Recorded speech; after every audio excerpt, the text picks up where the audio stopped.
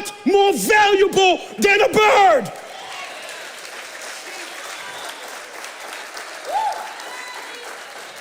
No, man, you ain't feeling me yet. Listen, a bird can't pray, don't have a relationship with God, can't read the Bible, it's not filled with the Spirit. Watch, was not created in the image of God. It doesn't have the worth and value that you have. Yet if God as a creator feeds an animal, do you not more think he's gonna take care of all of your needs?